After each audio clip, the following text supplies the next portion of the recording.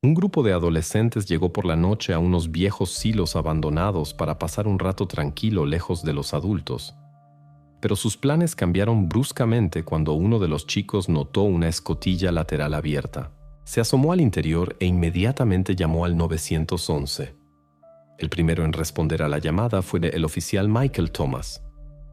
Los chicos le señalaron una pequeña escotilla cubierta por un cerrojo oxidado. Thomas abrió la portezuela, iluminó el interior con una linterna y vio en el suelo de hormigón a un joven inmóvil. A su lado había una vieja caja de metal. Más tarde, cuando los investigadores llegaron al lugar, la identidad del joven fue establecida casi de inmediato. Era Ryan Harris, a quien llevaban buscando sin éxito por todo Cheyenne durante varias semanas.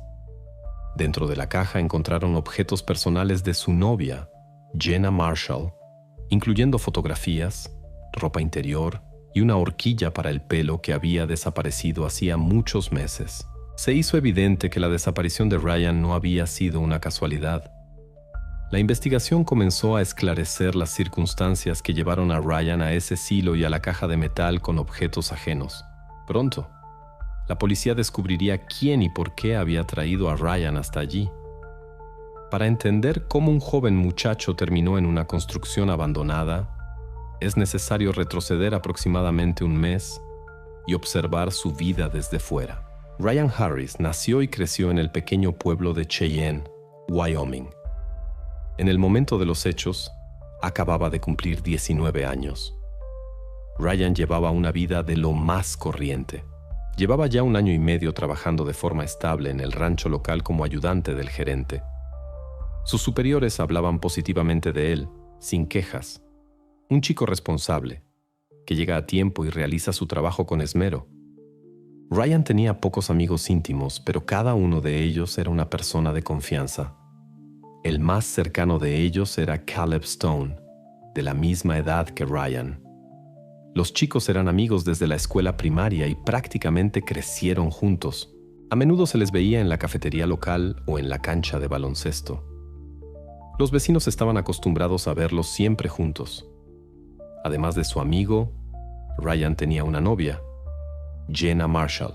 Habían empezado a salir hacía aproximadamente 1 año, y todos los que los veían juntos pensaban que a la pareja le iba muy bien. Jenna contaría más tarde que ella y Ryan no tenían grandes peleas ni desacuerdos notables. Él siempre la cuidaba, la recogía del trabajo y pasaba su tiempo libre con ella. Durante los interrogatorios, los padres de Ryan subrayaron que su hijo no estaba involucrado en actividades delictivas ni tenía deudas. También señalaron que, apenas un par de días antes de su desaparición, había retirado $200 en efectivo de su cuenta con la intención de comprar entradas para un concierto para Jenna. El amigo de Ryan, Caleb, también colaboró de buen grado con la policía y explicó que esa noche habían quedado en encontrarse en los viejos silos simplemente para relajarse y tomar unas cervezas. Caleb aseguró que llegó a tiempo, pero no encontró a su amigo. Añadió que llamó a Ryan, pero que éste no contestó el teléfono. Después de esperar unos 20 minutos, Caleb supuestamente decidió que su amigo simplemente había cambiado de opinión y se fue tranquilamente a casa. Ni los amigos ni la familia pudieron recordar a nadie que pudiera querer hacerle daño a Ryan. A primera vista su vida parecía completamente normal.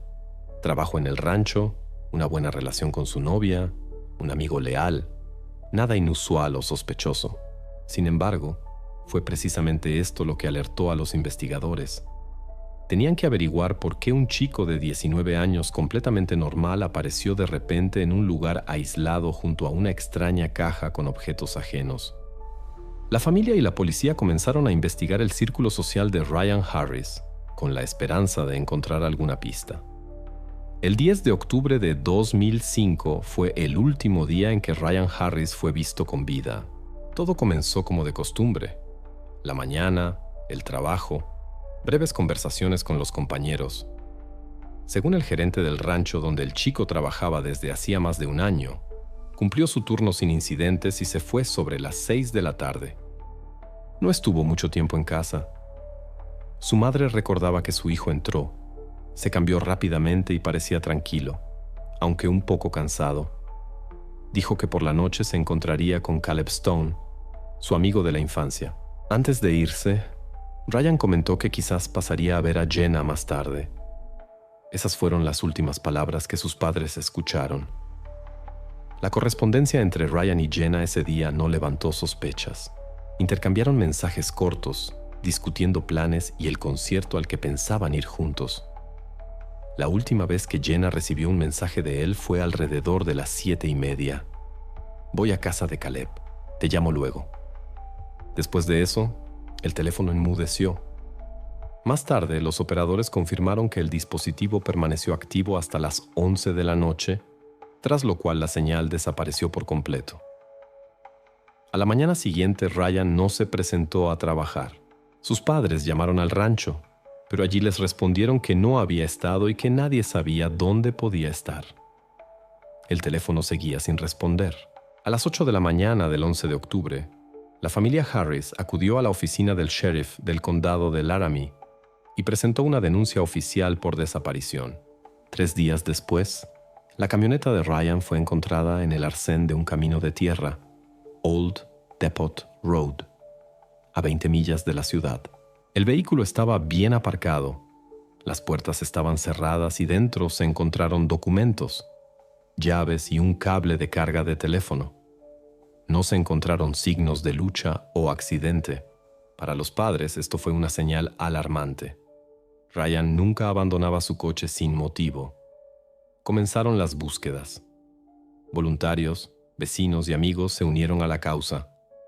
Caleb participó activamente, ayudando a pegar carteles y sin separarse de la familia de Ryan. Jenna venía casi todos los días, ayudando a clasificar las llamadas y a verificar la información que llegaba. Pero los días se convirtieron en semanas, y cada vez más gente comprendía que la historia, muy probablemente, terminaría mal. El 4 de noviembre todo cambió. Unos adolescentes decidieron pasar la tarde en los viejos silos a las afueras de la ciudad. No sabían que era precisamente allí a donde Ryan se había dirigido en su día. Cuando uno de ellos notó una escotilla entreabierta y se asomó al interior, comenzó lo que más tarde se llamaría el caso más extraño del condado de Laramie. Cuando la policía recibió la denuncia por la desaparición de Ryan Harris, el primer paso fue encontrar su coche. En estos casos, el vehículo es el principal lugar para buscar pistas, ya que suele indicar las rutas y los planes de la persona desaparecida. Inmediatamente se transmitió a todas las patrullas del condado la descripción de la Ford Ranger plateada de Ryan. Durante los 3 días siguientes, la policía recibió decenas de llamadas falsas sobre supuestos avistamientos de Ryan. La comprobación de cada una de ellas llevaba horas y no daba ningún resultado. El 13 de octubre, una patrulla avistó la conocida camioneta en el arcén del camino de tierra Old Depot Road, a unas 20 millas de Cheyenne. Era un lugar inusual para un joven que nunca antes había conducido por allí. La zona era desértica, rodeada de campos, y los lugareños rara vez utilizaban esa carretera. El coche estaba aparcado ordenadamente, las puertas estaban cerradas con llave y no se encontraron daños. Un equipo de investigación llegó al lugar. Los policías examinaron detenidamente el vehículo y el área circundante. No se encontraron rastros de lucha, daños ni nada sospechoso. El coche parecía como si su dueño se hubiera alejado por un momento y estuviera a punto de regresar. Pero con una inspección más atenta, quedó claro que la situación no era nada típica. Dentro del coche, las llaves estaban directamente en el asiento del conductor, lo que pareció extraño. Nadie deja las llaves así como así. En el suelo, debajo del asiento del pasajero, encontraron un cable de teléfono, pero el teléfono en sí no estaba por ninguna parte. La investigación lo señaló como un detalle inusual, ya que Ryan siempre estaba conectado y normalmente no se separaba de su móvil. La pista principal se encontró en la guantera. Allí había $200 en efectivo, cuidadosamente atados con una goma elástica de banco. La familia confirmó que Ryan había retirado el dinero recientemente. Iba a comprar entradas para un concierto para Jenna. El dinero parecía intacto, como si Ryan planeara usarlo más tarde, pero por alguna razón lo dejó en el coche. Los agentes ampliaron el radio de inspección a 100 metros. Revisaron las huellas de los neumáticos y del calzado, pero no se encontraron más pistas. El coche estaba aparcado como si lo hubieran colocado a propósito y se hubieran esforzado por no dejar rastro alguno. También se revisó la cámara de vigilancia más cercana en una gasolinera, que había grabado un vehículo similar la tarde del 10 de octubre, dirigiéndose hacia Old Depot Road. Desafortunadamente, era imposible distinguir al conductor. Esa misma tarde, el sheriff se reunió con los padres de Ryan y les informó sobre el hallazgo del coche. Para la familia fue una noticia agridulce. El vehículo había sido encontrado, pero no había ninguna explicación de lo que le había ocurrido a su hijo. La policía se interesó especialmente por el teléfono, que no estaba en el coche, y comenzó a preparar una solicitud al operador de telefonía para determinar su última ubicación conocida. El dinero en la guantera se convirtió en la primera prueba material, pero no respondía a la pregunta principal. ¿Dónde estaba Ryan? La policía no tenía pruebas directas, ni testigos, ni otras pistas obvias. Solo había un vehículo abandonado que confundía más de lo que explicaba lo sucedido. Los investigadores comprendieron que no podían avanzar sin hablar con las personas más cercanas a Ryan, su novia Jenna y su mejor amigo Caleb. Unos días después, ambos fueron citados a la comisaría para entrevistas separadas, y pronto se descubrió que serían precisamente estas conversaciones las que cambiarían por completo el rumbo de la investigación. Después de que la policía hablara con Jenna Marshall y Caleb Stone, la investigación obtuvo los primeros detalles sobre la personalidad de Ryan. Jenna lo describió como una persona tranquila y no conflictiva que evitaba cualquier tipo de problema. El testimonio de Caleb fue similar, pero su inseguridad sobre el último encuentro con su amigo despertó ligeras sospechas en los detectives. Por ahora, este detalle se dejó para más adelante, para verificarlo con más cuidado. Mientras los detectives recopilaban información, la atención se centró de nuevo en el dinero encontrado en el coche de Ryan. $200 en efectivo y la remota zona donde se descubrió el vehículo dieron a los investigadores motivos para suponer que podría tratarse de una transacción ilegal. Un chico que nunca antes había tenido problemas con la ley podría haberse visto envuelto accidentalmente en algo así. Fue esta versión la que la policía decidió investigar primero.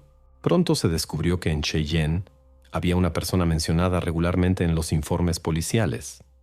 Se trataba de Trevor Brooks, un traficante local bien conocido por las fuerzas del orden. Los detectives supusieron que Ryan podría haberse encontrado con él esa noche. La versión parecía lógica, y la policía decidió hablar directamente con Brooks. Trevor fue citado a la comisaría para una conversación. Acudió por su cuenta, se comportó con seguridad y respondió a las preguntas con calma. Confirmó que conocía a Ryan, pero solo porque vivían en el mismo barrio. Sin embargo, negó categóricamente cualquier vínculo o transacción. Los investigadores tomaron sus palabras con cautela, entendiendo que cada palabra debía ser verificada. La verificación de su coartada comenzó con los registros telefónicos. Según los datos del operador, la noche del 10 de octubre, Trevor se encontraba lejos de Old Depot Road.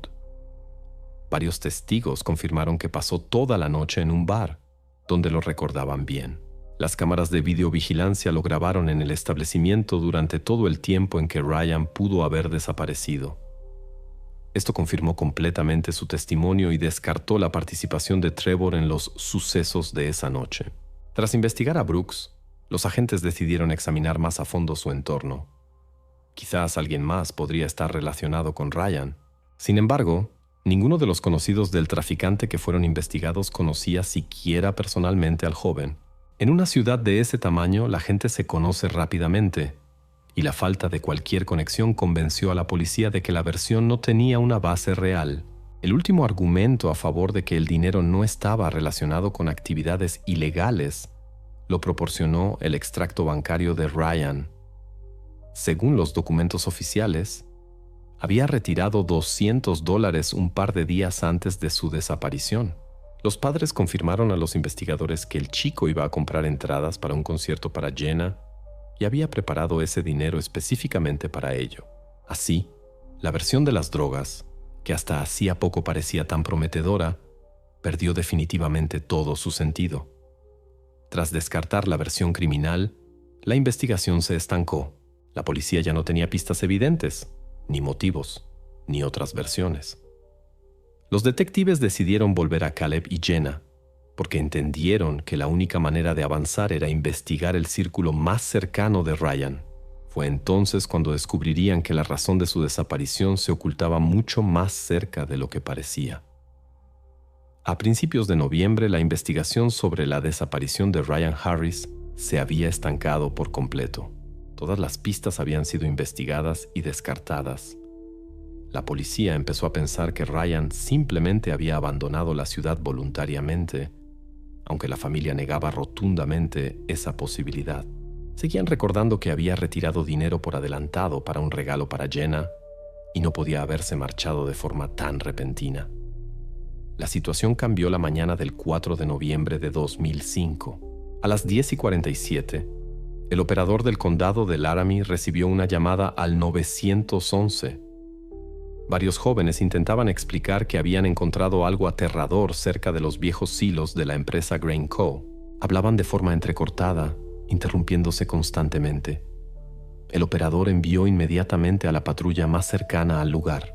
Las estructuras abandonadas se encontraban a unos 500 metros del tramo de Old Depot Road, donde se había encontrado previamente la camioneta de Ryan. Al principio de la investigación, la policía lo consideró una coincidencia y no prestó especial atención al lugar. 20 minutos después, una patrulla de la policía ya estaba en el lugar. Los jóvenes esperaban en silencio junto a la carretera y señalaron a los agentes que llegaron una escotilla lateral abierta en uno de los almacenes. Uno de los policías apuntó con una linterna al interior y se quedó helado al instante, dándose cuenta de la gravedad del hallazgo. En el suelo de hormigón, entre el polvo y los escombros, yacía un joven que coincidía plenamente con la descripción de Ryan Harris. Muy cerca de él había una vieja caja de metal cubierta por una capa de óxido. Los patrulleros llamaron inmediatamente a los criminalistas y a los agentes de investigación. Mientras esperaban su llegada, los oficiales decidieron inspeccionar la caja encontrada. Abriéndola con cuidado en el mismo lugar, vieron objetos personales de Jenna Marshall, horquillas para el pelo, fotografías y varias prendas de vestir. Quedó claro de inmediato que estos objetos ya habían sido mencionados por Jenna como desaparecidos anteriormente. Los criminalistas e investigadores examinaron minuciosamente el lugar. La escotilla por la que los adolescentes descubrieron a Ryan estaba equipada con un robusto cerrojo que solo se cerraba desde el exterior. Los jóvenes la encontraron ya abierta, lo que llevó a la investigación a pensar que alguien podría haber regresado más tarde y vuelto a abrir la puerta. Más tarde, los informes meteorológicos confirmaron que el 1 de noviembre una fuerte tormenta con ráfagas de viento de hasta 80 kilómetros por hora había azotado el condado, lo suficiente para arrancar el cerrojo oxidado. Al examinar detenidamente la superficie interior de la escotilla, los agentes descubrieron arañazos recientes y pequeñas abolladuras, que evidenciaban claramente intentos de salir. Los expertos forenses no tardaron en determinar que el joven llevaba atrapado al menos 3 semanas. Su ropa y sus pertenencias coincidían plenamente con la descripción de la familia. En sus bolsillos encontraron las llaves de casa y un mechero. El teléfono no estaba. Se hizo evidente que era imposible salir de allí por sus propios medios y que en un lugar así nadie habría oído gritos de auxilio. 2 días después, el 6 de noviembre, la policía recibió el informe preliminar del forense. Según el informe, la causa de la muerte del joven fue la deshidratación, provocada por una larga estancia sin agua. Pero el detalle principal del informe fue un traumatismo cráneoencefálico sufrido poco antes de quedar encerrado. Los expertos explicaron que el golpe fue lo suficientemente fuerte como para causar desorientación y una pérdida parcial de la conciencia, pero no tan grave como para inmovilizarlo por completo. Ryan, evidentemente, había recuperado la conciencia e intentado salir, pero sus fuerzas le abandonaron rápidamente. Fueron estas conclusiones las que llevaron a la policía a reconsiderar todo el caso. Ahora, la desaparición de Ryan se investigaba oficialmente como un delito cometido con dolo. Los detectives del condado de Laramie volvieron a centrarse en los amigos más cercanos del joven, Jenna Marshall y Caleb Stone. Si antes se les consideraba simplemente como testigos importantes, ahora la investigación los veía de otra manera, como personas que podrían estar ocultando detalles significativos. Tras el hallazgo de Ryan en el silo, los investigadores comprendieron que la situación era mucho más grave de lo que parecía en un principio. Cada nueva pista indicaba que los hechos de aquella noche no fueron una casualidad, sino parte de un plan bien definido. La policía comenzó a prepararse para interrogar de nuevo a Jenna y Caleb, convencidos de que uno de ellos tenía la clave para resolver los acontecimientos que llevaron al joven a una trampa de la que ya no pudo escapar. Después de que el caso de Ryan Harris fuera reclasificado como un crimen intencionado, los investigadores del condado de Laramie volvieron a examinar los testimonios de sus allegados. Ahora, Jenna Marshall y Caleb Stone estaban bajo especial atención, ya que fueron los últimos en tener contacto con el joven el día de su desaparición. Caleb fue el primero en ser citado a la comisaría. Se presentó sin citación, con una calma ostentosa, incluso con confianza. Pero los detectives experimentados notaron inmediatamente cambios en su comportamiento. En el primer interrogatorio, al día siguiente de la desaparición, estaba desconcertado, nervioso y apenas podía explicar nada con claridad. Ahora, Caleb se comportaba de otra manera. Controlaba su discurso, miraba atentamente como si se hubiera preparado de antemano para la conversación. En el primer interrogatorio del 11 de octubre, Caleb aseguró: «Habíamos quedado en encontrarnos en los viejos silos, pero Ryan nunca apareció». En ese momento, esto no levantó sospechas. No había pruebas que contradijeran sus palabras, pero ahora cambió su historia y empezó a decir a los investigadores que Ryan había empezado a comportarse de forma extraña, que supuestamente se había vuelto celoso y tenso, y que se quejaba a menudo de su relación con Jenna. Según Caleb, su amigo parecía deprimido y retraído. Este cambio brusco en su testimonio llamó la atención de los detectives. Compararon cuidadosamente sus palabras con la primera versión, registrada un mes antes. En aquel entonces, Caleb había descrito la relación de Ryan y Jenna de forma completamente diferente. Los llamaba la pareja ideal, decía que no había conflictos entre ellos y ni siquiera mencionaba sospechas de celos. Ahora, sin embargo, subrayaba lo contrario, diciendo que Ryan claramente sospechaba algo y que por eso supuestamente no parecía él mismo. Los detectives decidieron investigar a fondo la versión de Caleb sobre los celos. Volvieron a citar a Jenna Marshall para interrogarla. La chica parecía sinceramente sorprendida e incluso conmocionada. Aseguró a los investigadores que su relación con Ryan era absolutamente tranquila y estable. Para corroborar sus palabras, Jenna proporcionó voluntariamente la correspondencia por SMS con Ryan de las últimas semanas antes de su desaparición. Los policías examinaron decenas de mensajes y en ninguno de ellos había indicios de tensión, celos o descontento. Al contrario, Ryan hablaba del concierto al que pensaba ir con Jenna, bromeaba y estaba claramente de buen humor. Esta correspondencia se convirtió en una prueba importante, ya que contradecía directamente las nuevas declaraciones de Caleb. Cuando los investigadores le mostraron a Caleb las impresiones de la correspondencia, se puso visiblemente nervioso. Su rostro reflejaba confusión. Empezó a trabarse al hablar, diciendo que podría haber malinterpretado o recordado mal el comportamiento de su amigo. Su confianza se desvaneció rápidamente. Ahora respondía con desgana y evitaba el contacto visual directo. Los detectives observaron que el comportamiento de Caleb se había vuelto claramente cauteloso y reservado. Empezó a responder de forma breve y contenida, y cuando se hablaba de lo más importante, el día de la desaparición de Ryan, sus respuestas se volvían vagas e imprecisas. Los policías vieron en ello una señal.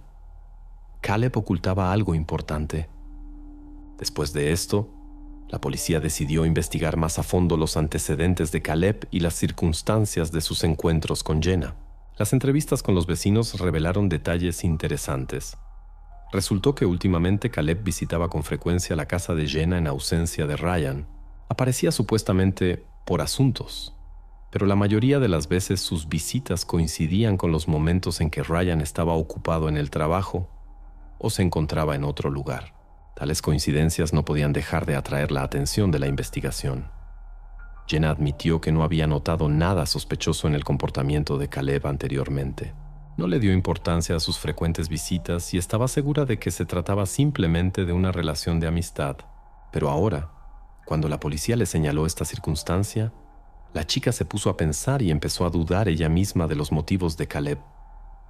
Estas rarezas en el comportamiento de Caleb no podían ser una simple coincidencia o un lapsus de memoria. Los investigadores registraron en los informes sus versiones contradictorias, lo que ahora parecía un intento deliberado de desviar la atención de sí mismo y dirigir las sospechas hacia los problemas personales de Ryan.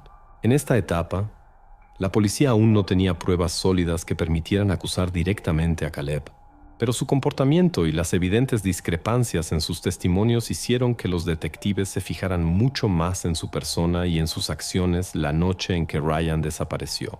Los detectives comenzaron a preparar una nueva inspección de la zona cercana a los viejos silos, donde, según Caleb, había estado esperando a su amigo. Este lugar, tras el hallazgo de Ryan, adquirió una importancia clave. Ahora los investigadores entendían que si Caleb realmente había estado allí, las huellas de su presencia podrían haberse conservado a pesar del tiempo transcurrido. Era precisamente allí, a los graneros abandonados de la compañía Grainco, a donde la policía planeaba ahora regresar para realizar otra inspección minuciosa. Las pruebas que podrían haber quedado en el lugar se convirtieron en la última oportunidad para los detectives de arrojar luz sobre lo que realmente le sucedió a Ryan Harris la noche del 10 de octubre. Después de que la investigación sobre la muerte de Ryan Harris se convirtiera oficialmente en un caso criminal, el equipo de investigación del condado de Laramie decidió examinar una vez más y a fondo la caja de metal encontrada junto a él en el silo, abandonado. En los expedientes figuraba como prueba material EV004. Hasta ese momento, el objeto no había llamado mucho la atención, pero ahora su importancia había aumentado considerablemente. Los criminalistas procedieron a realizar un peritaje adicional. La caja estaba hecha de metal viejo, cubierta de óxido y tenía numerosos arañazos. En el exterior de la tapa, los especialistas encontraron huellas dactilares lo suficientemente claras como para ser identificadas, a pesar del tiempo y el óxido. En las paredes interiores había rastros de contacto frecuente, huellas de palmas, rastros de sudor y grasa, y partículas de epitelio. Cuando los agentes abrieron la caja, comprendieron de inmediato que no se trataba de un conjunto de objetos al azar.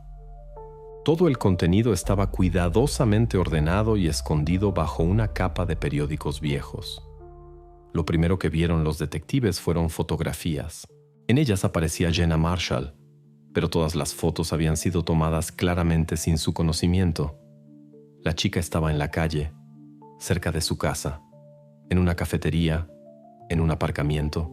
Las fotos habían sido tomadas a escondidas, desde lejos e incluso de noche. Los investigadores notaron de inmediato que las fotos no habían sido tomadas en una sola ocasión, sino en diferentes momentos. Esto indicaba una vigilancia sistemática. Los criminalistas extrajeron cuidadosamente las fotografías y las registraron como pruebas materiales separadas. Debajo de las fotografías, en un envoltorio aparte, había una horquilla para el pelo. Parecía vieja y evidentemente había sido usada muchas veces. Los expertos notaron en ella restos de material biológico y varias huellas dactilares parcialmente identificables. Obviamente, alguien guardaba la horquilla con esmero, dándole un significado especial.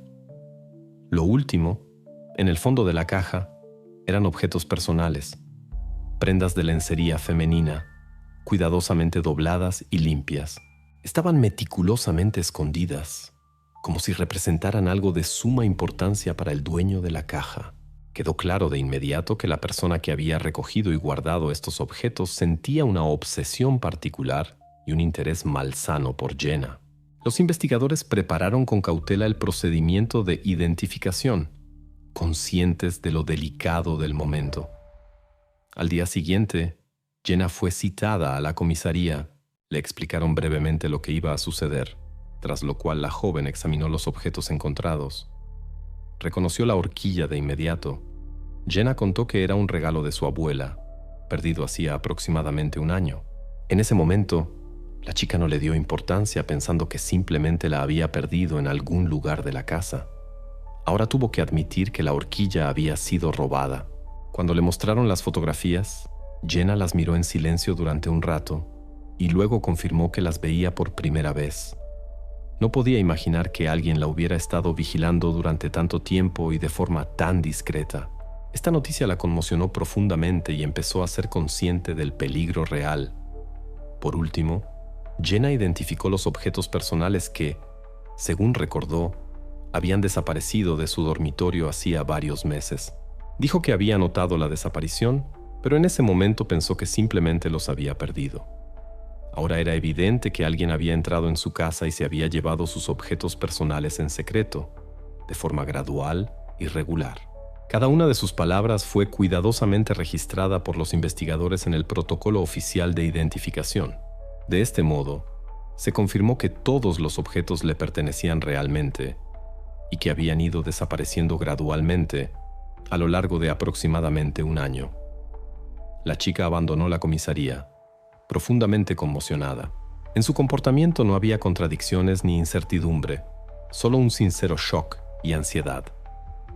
Tras el procedimiento de identificación, la caja fue nuevamente precintada y enviada inmediatamente para un peritaje dactiloscópico adicional.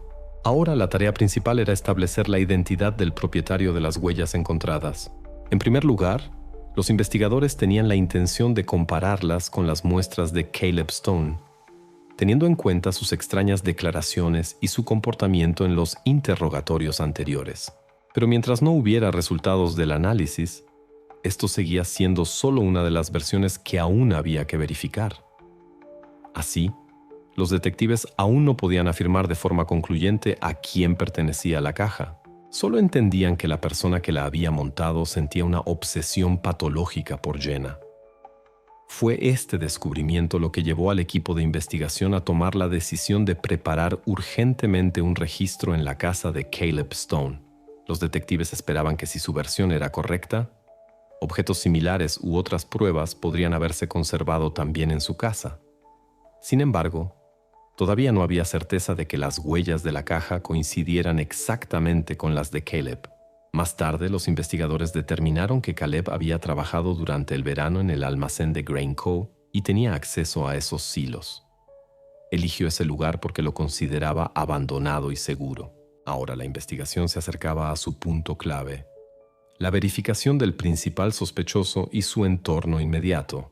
La siguiente etapa de la investigación se centró precisamente en encontrar pruebas irrefutables y determinar definitivamente quién estaba realmente vigilando a Jenna y qué relación podría tener esa persona con el destino de Ryan Harris. Pocos días después de que Jenna Marshall identificara sus objetos personales, los investigadores recibieron un informe detallado del Laboratorio de Criminalística del Condado de Laramie. Este era un documento clave, capaz de dar por fin a la investigación respuestas contundentes. Los expertos procedieron a examinar el contenedor metálico encontrado junto a Ryan Harris en el silo abandonado. Los criminalistas trataron cuidadosamente el contenedor con un polvo especial, tras lo cual revelaron y fijaron 19 huellas dactilares. Algunas de las huellas estaban borrosas y poco claras. Otras estaban perfectamente conservadas y permitían identificar fácilmente a su propietario. En el exterior de la tapa se encontraron huellas superficiales y manchadas. Tras compararlas con las muestras, se determinó que pertenecían a Ryan Harris. Según la conclusión de los expertos, es probable que Ryan sostuviera brevemente el contenedor en sus manos en el momento en que lo encontró y lo abrió por primera vez. La superficialidad y la falta de nitidez de las huellas confirmaban esta teoría. El contacto fue breve y único.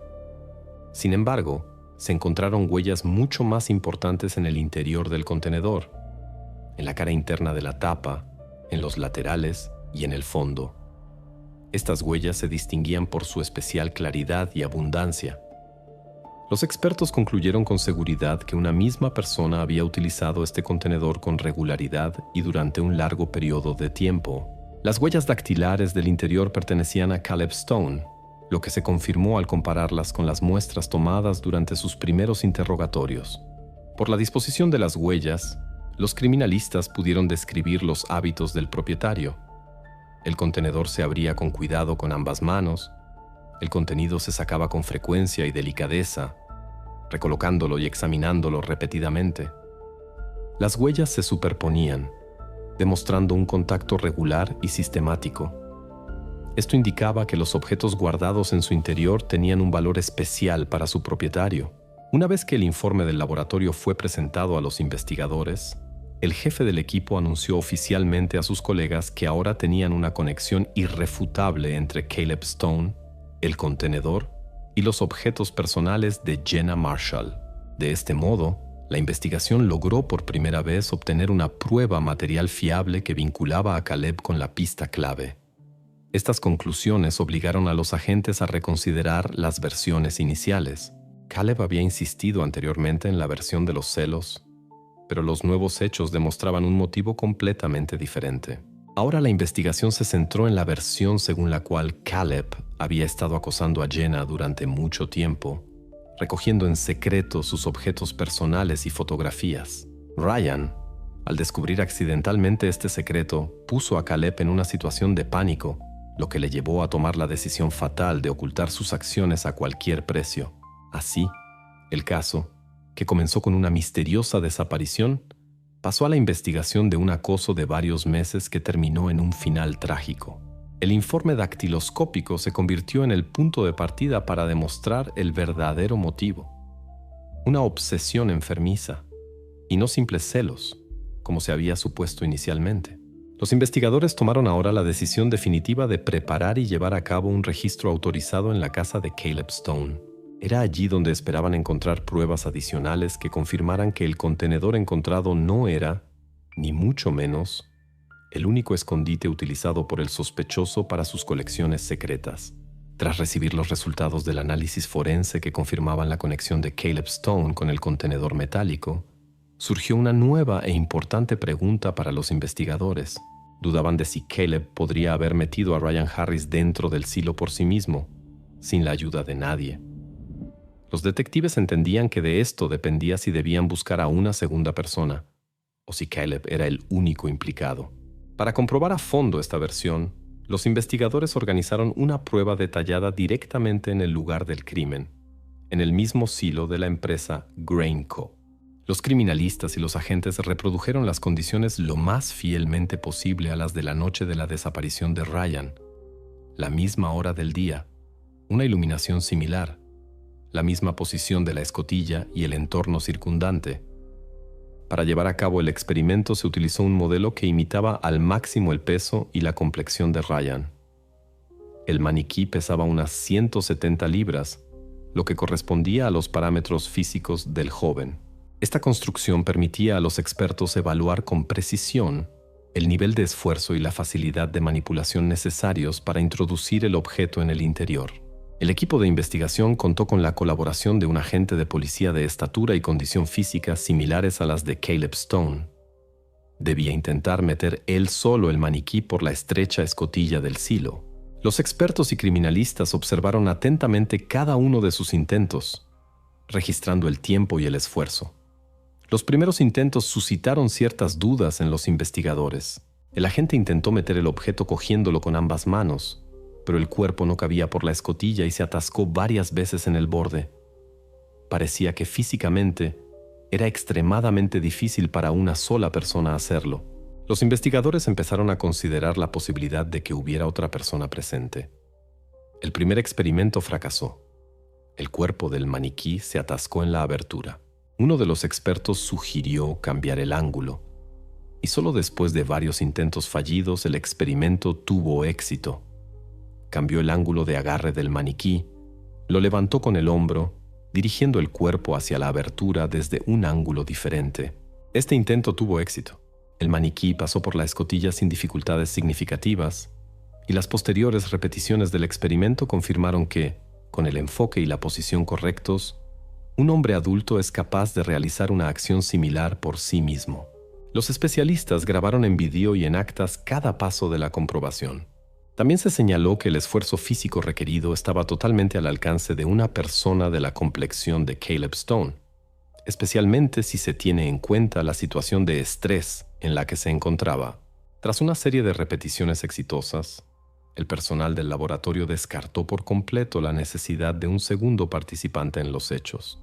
Para disipar cualquier duda, los agentes realizaron una inspección adicional de la zona circundante y del propio silo. El objetivo era claro: asegurarse de que no había rastros de un posible cómplice que se les hubieran podido pasar por alto anteriormente. Una inspección minuciosa de la zona no reveló nuevas huellas de calzado, huellas dactilares ni ninguna otra prueba que indicara la presencia de otra persona. Los resultados del experimento y la inspección adicional convencieron plenamente a los investigadores de que la versión de un posible cómplice no se confirmaba. Ahora los agentes tenían motivos fundados para creer que Caleb Stone había actuado completamente solo y que nadie más había participado en los sucesos de aquella noche. Estas conclusiones ayudaron a los investigadores a reconstruir definitivamente la cadena de acontecimientos. Caleb ocultó durante mucho tiempo su secreto, coleccionando objetos personales de Jenna Marshall. Cuando Ryan descubrió accidentalmente su colección, Caleb, presa del pánico y del miedo a ser descubierto, tomó apresuradamente una decisión irreflexiva y fatal. Actuando bajo la influencia de las emociones y el miedo, actuó de tal manera que el secreto quedara oculto para siempre. Ahora los agentes estaban listos para pasar al siguiente paso de la investigación: un registro autorizado en la casa y el garaje de Caleb Stone. Allí, los investigadores esperaban encontrar las pruebas que faltaban para confirmar definitivamente la versión de la obsesión compulsiva a largo plazo de Caleb y completar el cuadro general del crimen. Después de que los criminalistas descartaran por completo la versión de un segundo participante, la policía se centró en la siguiente fase clave: un registro exhaustivo de la vivienda de Caleb Stone. El 11 de noviembre de 2005, el tribunal emitió oficialmente una orden y el grupo operativo se dirigió a las afueras de Cheyenne. La vivienda de Caleb pertenecía a su tío, quien poco antes de los hechos se había mudado a otro estado por trabajo y había permitido que su sobrino viviera allí temporalmente. Los padres de Caleb tomaron la mudanza con calma, considerando que el joven era lo suficientemente maduro para una vida independiente. Nadie de su entorno sospechaba que la verdadera razón era el deseo de Caleb de ocultar su obsesión secreta por Jenna. Exteriormente, la casa parecía típica: una fachada cuidada, un patio bien mantenido, una entrada limpia. Sin embargo, al entrar, el equipo de investigación notó de inmediato que el interior estaba deliberadamente desprovisto de objetos personales y enseres domésticos. La ausencia casi total de rastros personales indicaba que el propietario intentaba no revelar nada sobre sí mismo, ni siquiera a los visitantes ocasionales. Durante una inspección detallada de las instalaciones, los investigadores prestaron atención a un pequeño trastero en el sótano. Estaba cerrado con una cerradura independiente y abarrotado de cajas viejas, herramientas y muebles. Quizás Caleb esperaba que este lugar pasara desapercibido, especialmente si los policías se limitaban a una inspección superficial. Sin embargo, los agentes decidieron revisar a fondo cada habitación y lugar oculto de la casa. Una vez forzada la cerradura, los agentes de policía descubrieron en el interior del trastero un pequeño escritorio y un ordenador anticuado. En uno de los cajones, cerrado con un candado independiente, se encontraron el diario de Caleb, varios cuadernos y un álbum de fotos cuidadosamente ordenado. Estos materiales fueron incautados de inmediato y enviados para un análisis detallado. El acceso a los archivos resultó difícil. Parte de los datos había sido eliminada y la recuperación tardó casi una semana. Los expertos forenses en informática solo pudieron recuperar alrededor del 70% de las imágenes. Los archivos encontrados confirmaron los peores temores de la policía. Una carpeta separada en el disco contenía más de 400 fotografías de Jenna Marshall, tomadas en secreto desde una gran distancia con un teleobjetivo profesional. Todas las imágenes estaban organizadas en carpetas, con breves etiquetas digitales y provistas de breves comentarios sobre el lugar y la hora de la toma. El análisis de las imágenes mostró que la vigilancia se llevaba a cabo de manera cuidadosa y metódica. Los expertos forenses señalaron la sistematicidad en el registro de la vida cotidiana de Jenna, su horario, rutas y reuniones. Tal nivel de detalle evidenciaba una profunda obsesión y una atención malsana que el sospechoso ocultaba incluso a sus seres más cercanos. Pero la prueba clave fue el diario encontrado en el cajón cerrado con llave del escritorio. Las primeras entradas parecían neutrales e inofensivas, pero gradualmente su contenido adquirió un carácter obsesivo. Caleb registraba meticulosamente cada acción de Jenna, sus reacciones e incluso su estado de ánimo. Con el tiempo, en las anotaciones comenzaron a aparecer signos de tensión emocional e irritación, causados por el hecho de que la chica no respondía a su atención oculta. La psicología forense calificó el comportamiento del sospechoso como un acoso patológico clásico, basado en la dependencia emocional y fantasías obsesivas. Como resultado del estudio del diario, los psicólogos elaboraron un perfil claro de Caleb, señalando su incapacidad para controlar sus emociones y su tendencia a percibir a Jenna no como una persona independiente, sino como un objeto de sus propias necesidades y expectativas. Los materiales recopilados durante el registro fueron presentados posteriormente en el juicio y se convirtieron en pruebas cruciales en el caso. Con la ayuda del diario y el archivo fotográfico, el juez y el jurado pudieron comprobar directamente cuán seria era la vida oculta de Caleb y desde cuándo llevaba a cabo una vigilancia sistemática de Jenna. De este modo, el lado cuidadosamente oculto de la vida del sospechoso se hizo evidente solo gracias al trabajo minucioso del equipo de investigación y los especialistas técnicos.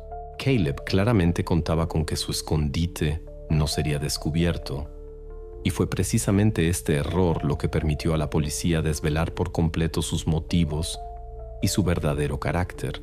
A la investigación ahora solo le quedaba un paso final: establecer con precisión la secuencia de los acontecimientos de la noche de la desaparición de Ryan Harris y averiguar cómo exactamente el acoso oculto a la chica derivó en la tragedia que costó la vida a su mejor amigo.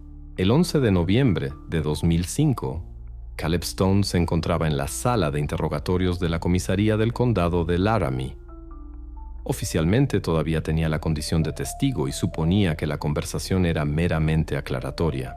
El joven no sospechaba que, unas horas antes, los investigadores habían llevado a cabo un minucioso registro y ya estaban al tanto de las pruebas encontradas en su casa. Dentro de la sala reinaba un ambiente estándar: una mesa, un par de sillas, una grabadora para registrar la conversación y un espejo unidireccional. Caleb entró con seguridad, aparentemente tranquilo y completamente convencido de que controlaba la situación. El investigador inició la conversación con preguntas generales, permitiendo que Caleb se relajara y expusiera su propia versión de los hechos. El sospechoso volvió a relatar detalladamente que la noche de la desaparición de Ryan Harris había planeado reunirse con él en los viejos silos, pero que su amigo supuestamente nunca apareció. Repitió esta versión casi palabra por palabra, como si la hubiera aprendido de memoria. El investigador no lo interrumpió y escuchó atentamente cada palabra, tras lo cual abrió con cuidado la carpeta con las pruebas. La primera prueba fue el registro de mensajes SMS obtenido del operador de telefonía móvil. En él se registraba claramente el mensaje de Caleb enviado a Ryan el día de la desaparición, con la indicación del lugar exacto del encuentro, junto a los silos. El investigador leyó atentamente el texto del mensaje y la hora de envío, y luego le hizo a Caleb una pregunta aclaratoria. El joven dudó un momento y luego, con esfuerzo, repitió que Ryan nunca había llegado. Su voz ya delataba una agitación oculta. A continuación se pusieron sobre la mesa, frente al sospechoso, los resultados del análisis dactiloscópico del contenedor metálico. El investigador presentó las fotografías de las huellas encontradas en el interior del contenedor que coincidían plenamente con las muestras de Caleb Stone.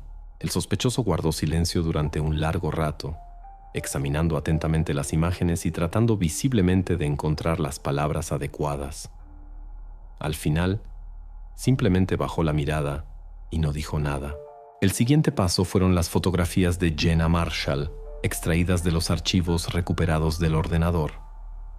Los agentes habían impreso previamente estas imágenes y las habían dispuesto cuidadosamente frente al sospechoso. El investigador explicó brevemente que se trataba solo de una pequeña parte de las más de 400 fotografías que Caleb guardaba en su ordenador. El joven cambió de expresión de inmediato. Empezó a evitar la mirada del investigador y, a continuación, exigió de forma brusca y tajante un abogado. En cuanto se formuló esta petición, el investigador detuvo inmediatamente la conversación. El procedimiento exigía poner fin al interrogatorio en cuanto el testigo expresara su deseo de contar con asistencia letrada. En ese momento, la condición de Caleb Stone cambió oficialmente de testigo a sospechoso en el caso de homicidio doloso y acoso continuado. Al salir de la sala, el joven aún mantenía la compostura exteriormente. Sin embargo, los agentes que observaban su comportamiento a través del espejo unidireccional notaron un temblor en sus manos y una tensión general. El sospechoso no discutió con el investigador. No presentó excusas ni contraargumentos. Su negativa a seguir hablando convenció aún más a los investigadores de que Caleb era consciente de la gravedad de su situación y comprendía que las pruebas reunidas no le dejaban margen para negar los hechos. Tras el interrogatorio, Caleb Stone fue detenido y puesto bajo custodia. La siguiente tarea crucial de la investigación era reconstruir definitivamente los acontecimientos de la noche en que Caleb se encontró con Ryan y demostrar ante el tribunal que el trágico desenlace no fue una casualidad, sino el resultado de las acciones de un hombre que durante mucho tiempo había ocultado su peligrosa y obsesiva idea. Tras el arresto de Caleb Stone, el abogado siguió insistiendo en la versión de la defensa, subrayando la falta de pruebas directas de que fuera Caleb quien encerró a Ryan Harris dentro del silo. Sí, las huellas en el contenedor eran suyas, las pertenencias eran de Jenna y todo ello demostraba la obsesión de Caleb. Pero la defensa sostenía que la investigación no tenía pruebas que confirmaran que Caleb estuviera personalmente presente en el momento en que Ryan quedó atrapado. La policía necesitaba una prueba más contundente. Por eso, los investigadores decidieron volver a inspeccionar minuciosamente la zona cercana al silo, organizando una segunda y exhaustiva revisión un mes después del hallazgo del cuerpo. Fue esta inspección, realizada con más cuidado que las anteriores, la que arrojó un hallazgo inesperado.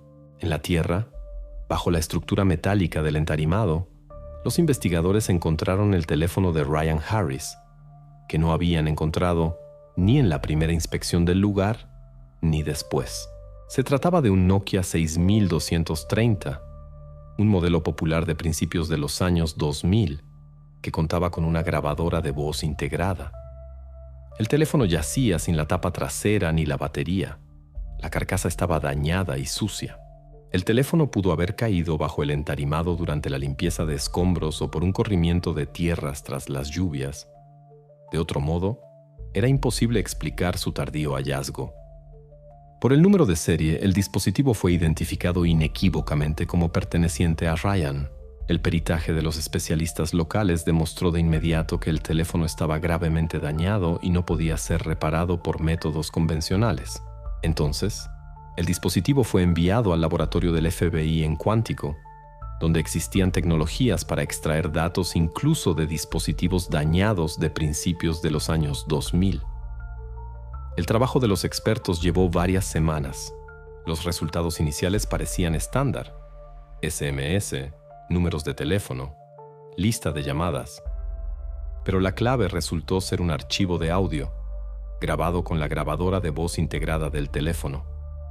El Nokia 6230 tenía esa función, que permitía grabar hasta varios minutos de sonido. El archivo estaba fechado el 11 de octubre de 2005. A la 1:14 de la madrugada, aproximadamente 5 horas después del último contacto conocido de Ryan con el mundo exterior. El archivo estaba dañado, pero los expertos lograron recuperarlo casi por completo. En la grabación se oían claramente unos golpes débiles sobre metal con el eco característico de un espacio cerrado. Tras una breve pausa, se oía la voz baja y debilitada de Ryan Harris. El análisis fonético confirmó su identidad. Con dificultad, en voz baja pero clara, se dirigía por su nombre a Caleb, pidiéndole que abriera la puerta. Los investigadores supusieron que, en el momento en que Ryan recuperó el conocimiento dentro del silo y se dio cuenta de que estaba encerrado, intentó instintivamente llamar para pedir ayuda, pero debido a la señal débil, la mala conexión o los daños, el dispositivo no realizaba llamadas. Probablemente, en un estado de pánico y debilidad, Ryan activó accidentalmente la grabadora de voz, haciendo una breve grabación que se guardó en la memoria del dispositivo. Tras recibir el informe del FBI, la investigación obtuvo la necesaria confirmación directa de la presencia de Caleb en el lugar del crimen. La grabación de audio se convirtió en el elemento decisivo de la acusación. Ahora la defensa no podía argumentar su posición basándose en la falta de pruebas directas. Esta grabación se incluyó oficialmente en el sumario como prueba clave, confirmando que Caleb dejó conscientemente a Ryan en una trampa sin ayuda y sin posibilidad de escapar. Ahora a la investigación solo le quedaba una cosa: preparar completamente el sumario para el juicio, para demostrar definitivamente que la tragedia fue el resultado de las acciones de un hombre que durante mucho tiempo vivió prisionero de su propia idea obsesiva. Tras entregar la grabación de audio al abogado de Caleb Stone, se hizo evidente lo seriamente que esto afectaría el curso del juicio.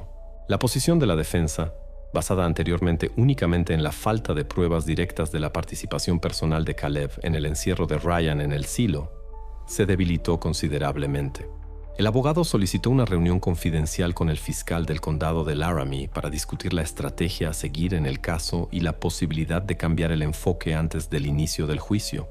En esta reunión, el fiscal expuso al abogado el panorama general del caso, señalando directamente que la voz de Ryan en la grabación, dirigiéndose específicamente a Caleb, prácticamente no dejaba margen de maniobra a la defensa.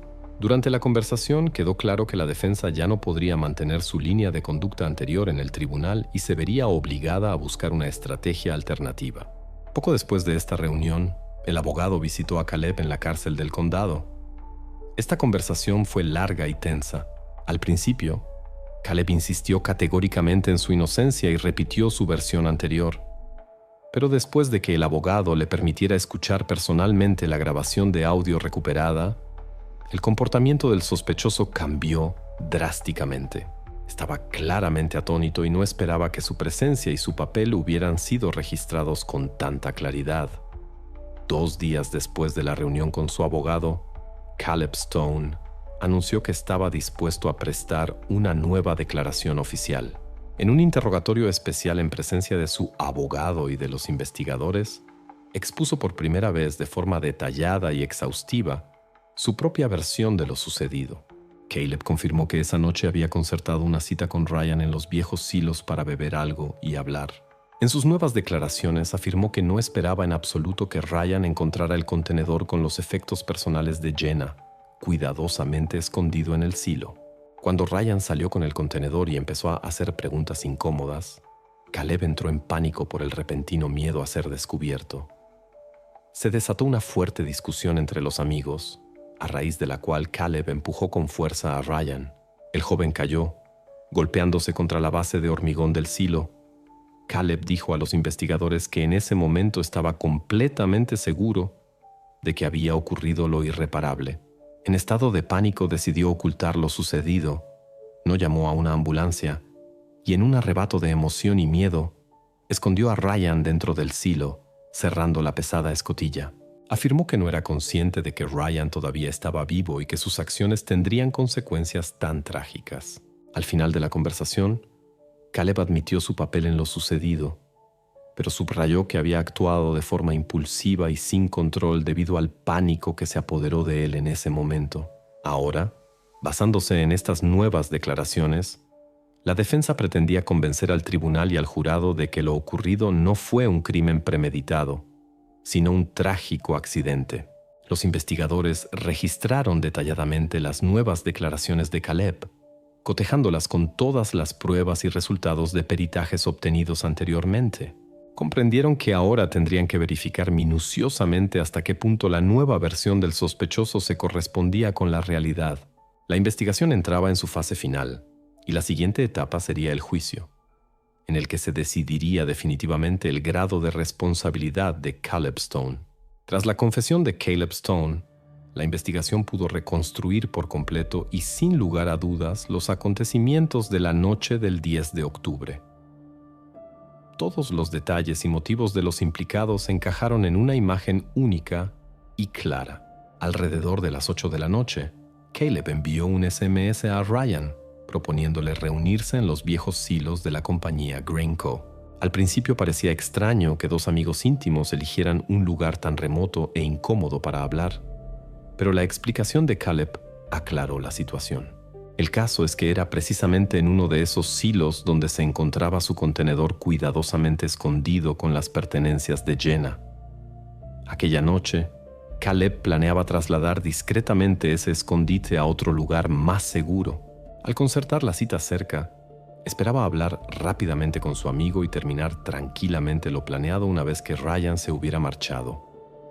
Aproximadamente a las 20:15, Ryan llegó primero. Mientras esperaba a Caleb, le llamó la atención la escotilla lateral de uno de los silos. Normalmente la puerta siempre estaba cerrada con un pesado y oxidado cerrojo, pero esa noche la escotilla estaba ligeramente entreabierta. Como explicó Caleb más tarde, unas horas antes había ido a comprobar el contenedor y, con las prisas, no había cerrado bien la puerta. Estaba seguro de que nadie se asomaría por casualidad a un silo viejo y sucio. Sin embargo, Ryan, al ver la puerta entreabierta, decidió comprobar qué había dentro. Al abrir completamente la escotilla, vio inmediatamente una caja de metal. Iluminando con la pantalla de su teléfono, vio los objetos personales de Jenna y comprendió al instante que ese contenedor pertenecía a Caleb. Fue en ese preciso momento cuando llegó Caleb. Caleb contó más tarde a los investigadores que sintió una conmoción tremenda al ver a su amigo con la caja. El conflicto se desarrolló en cuestión de segundos. Ryan exigía explicaciones y Caleb, sintiendo una creciente desesperación y miedo a ser descubierto, intentó recuperar el contenedor. Se produjo un breve forcejeo y Caleb empujó bruscamente a Ryan. Este perdió el equilibrio y, al caer, se golpeó fuertemente la cabeza contra una losa de hormigón frente al silo. Caleb afirmó que en ese momento estaba convencido de lo peor.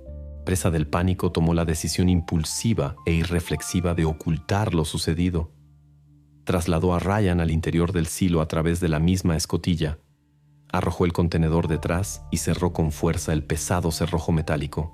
En su estado de extrema agitación, ni siquiera se dio cuenta de que el teléfono de Ryan se había caído al suelo junto a la puerta.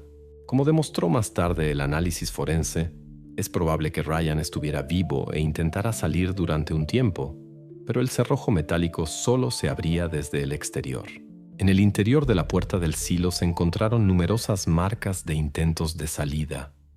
La puerta permaneció firmemente cerrada durante todo el tiempo que duró la búsqueda de Ryan. Pero la noche del 1 de noviembre, apenas unos días antes de que los adolescentes encontraran el silo, se desató una fuerte tormenta de otoño en el condado.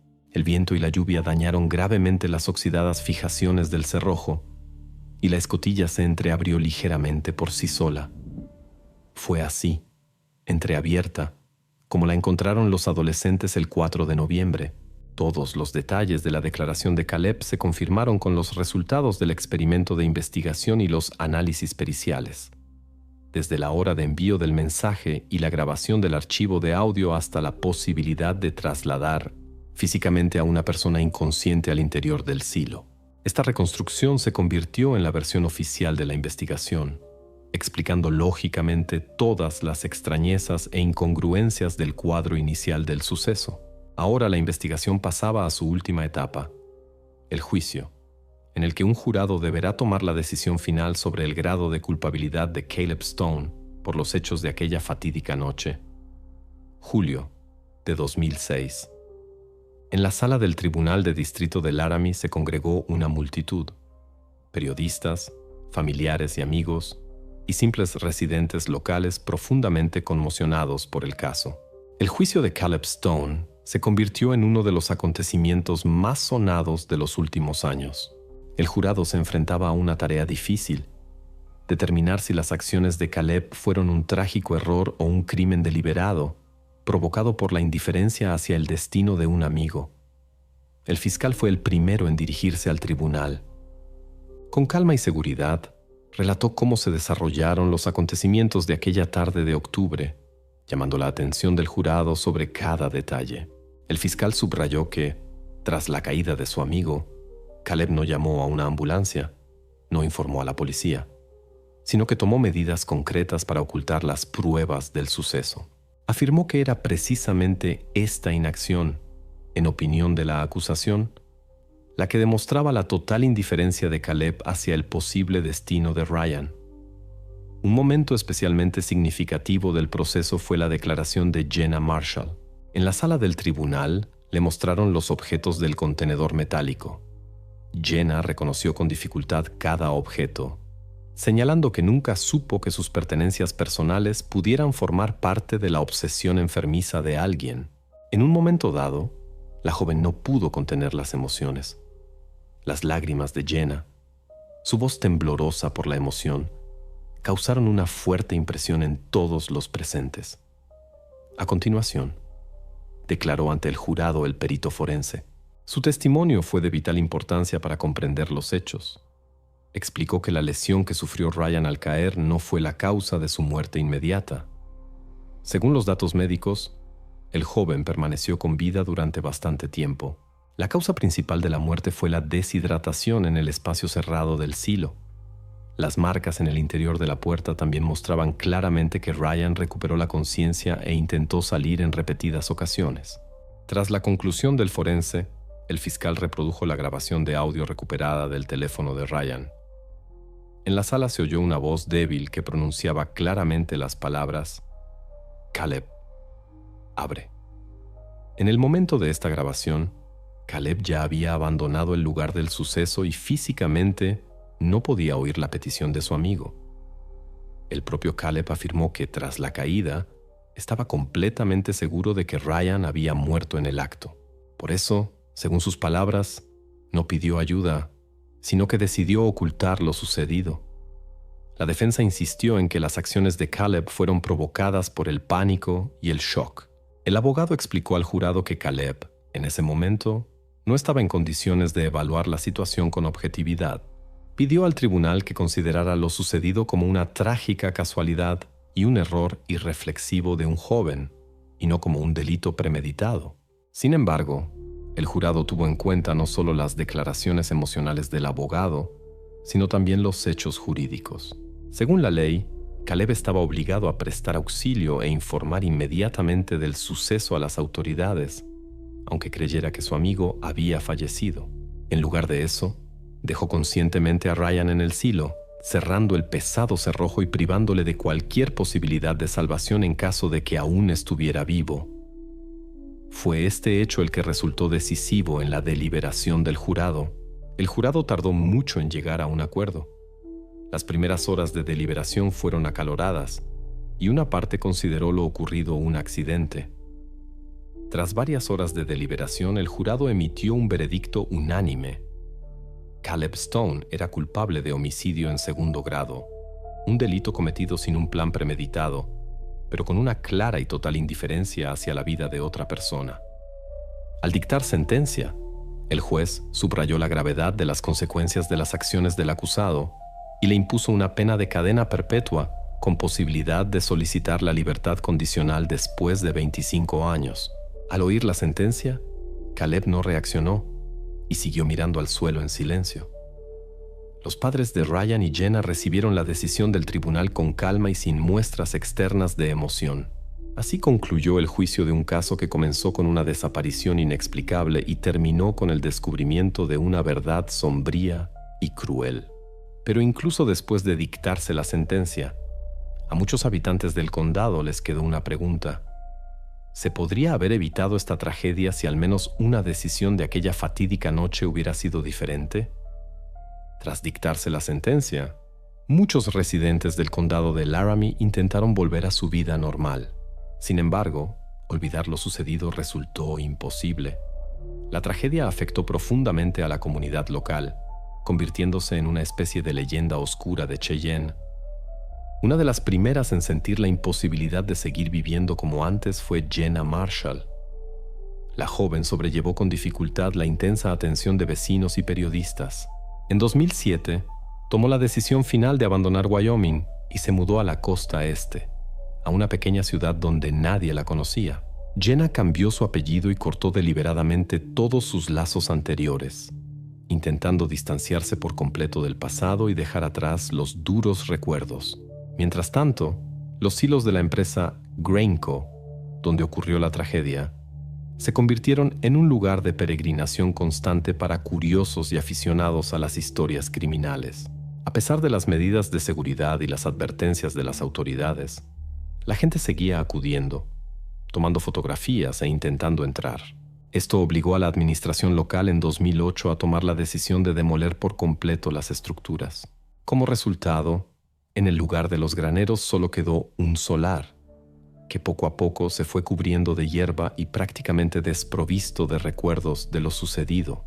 El propio Caleb Stone, tras el juicio, fue enviado a la prisión de máxima seguridad del estado de Wyoming.